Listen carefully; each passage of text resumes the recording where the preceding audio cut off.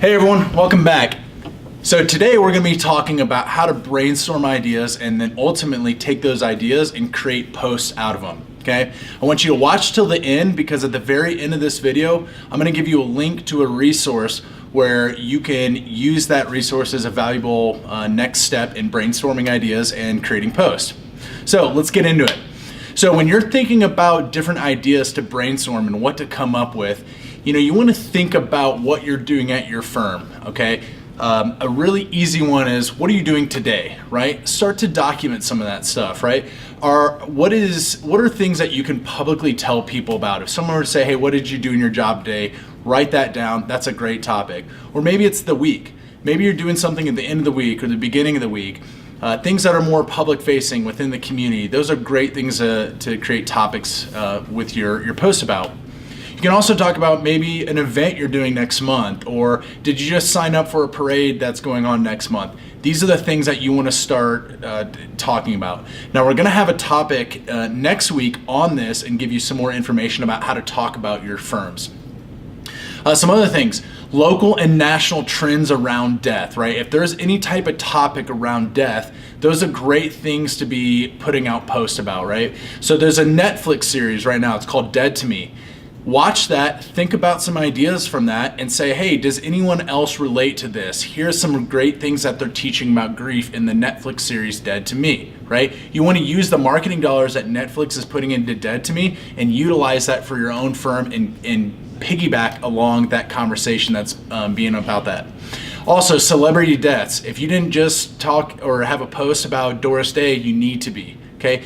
If there is a national celebrity death that happens, or even local within your community, post about that. Talk about their life and who they reached and why it's an impact on you. This is a great way to also piggyback on celebrity grief. This is a great topic that people need to understand is like when you don't know somebody but you're still experiencing grief, you can use that to talk about it and educate your community on why they're feeling that type of thing. Another thing, when you're doing arrangements with families, think about the questions that your families ask you, okay? If they ask you how the cremation process works, or how does life insurance play into it, things like that. Those are the questions that you're being asked. Write those down and then come back later and create a Facebook post about those. Also, another one is, what are the questions you wished everybody in your community would ask you, okay? There's a lot of times I've talked to funeral directors and they say, I just wish my community would know this or would ask me about this, but they never do. Okay, that's a great opportunity for you to take that information, put it into a post, put it out on your Facebook page. Another overlooked one is talk about your state and local regulations as they relate to the death care industry, right? So I don't think a lot of the community really understands what it is that makes you have to do the things that you do to be compliant with regulations, right? Now, this is somewhat of a more technical conversation, but it's still things that people would want to know about. Not a lot of people have a view into the same things you do. So talk about those regulations. Don't get political with it, okay? But you want to talk about those things and say, hey, here are the regulations that we have to abide by. And then this is a great time to even talk about things like the difference between caskets and vaults and why you need a vault and why you need that with your casket, or why you have to do certain things within the cremation process. Now, speaking of the cremation process, there's also different processes that you can talk about. So that cremation, you can talk about embalming, all the things that are that you went to mortuary school to learn about. Write some of that stuff down and create a post about it, right? Educate people on those topics, okay? Another great idea is when you're perusing around the internet and just surfing, look for articles that might be important and relate to anything death related, okay? You should be staying up to date with topics around death. If you see something like that, make note of it and put it in to be a post on your Facebook page. All right, so these are just a variety of topics and ideas that you can come up with to determine, how do I make a post? Well, once you have that idea, how do you actually make that post? Now there are literally thousands of software out there on the internet, okay? At the end of this video, I'm gonna give you a resource where you can go in and look at some of those. We have a sampling of those and some of the pros and cons. But let's look at things like Canva. Canva is a great way to take some stock images with the proper licensing so you don't get sued, and make sure that you can create a post and freely distribute it on your Facebook page, okay? So Canva is a really great one to take something. You wanna make sure that your licensing is correct. A lot of these software will do that.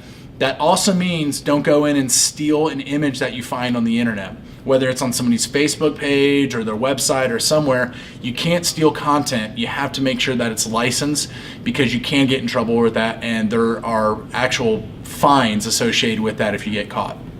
So feel free to share content on Facebook, but don't steal content. PicMonkey's another one. Pixabay, Unsplash, these are all different software programs, so where you can go and get stock images that are properly licensed and use those to make posts. Two other really cool ones are BrainyQuote and Goodreads. These are two ones where you can go and get quotes and different things to just create a poem or a quote or an excerpt from a book, something like that, that you can put on a Facebook post. If you want to get into video, Anitmoto and Magisto are two really great video editing software where you can create stock videos.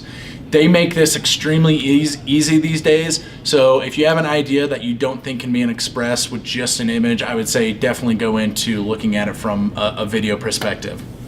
Now, this also brings up a really interesting point. When you're creating content, make sure that you create the post and keep it short, okay? There's no way you can possibly educate somebody on everything they need to know about pre-planning in one Facebook post. In fact, you should be between 40 and 80 characters, okay? There's a correlation between the number of characters going up and your engagement going down, so keep it short.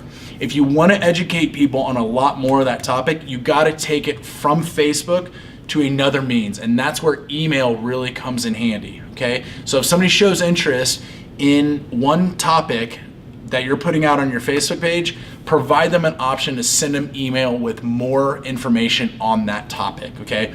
We can get into that later. If you have questions about that, feel free to email me at alex@funeralinnovations.com. Now, we've created our post. How do we get them to go out on our Facebook page? I know you're all busy. There's individual software for that. Things like Hootsuite, Buffer, HubSpot. These are three software programs that allow you to go in, create all your posts on one day, put them into the software, and they'll post automatically. You can also have a bookmark plugin where you can take in any article that you find on the internet and add it automatically to your schedule, so it takes a lot less effort to get some of that stuff out onto your Facebook page. Finally, I want to bring up MailChimp and Constant Contact. These are two ways that you can create those emails and automatically send them out to your community. So if you put out a post about veterans benefits, well, you can also follow up with an email about more information on veterans benefits. So think about keeping your post short and sweet, but providing more information via email. All right, that's all we have for you today. If you would like a resource on all the software and how to create content that I just talked about, email me at alex@funeralinnovations.com and put in ideas and content creation as your topic in that email, and I will send you a free resource that will allow you to look at some of the pros and cons of the software and get you started with creating some more content.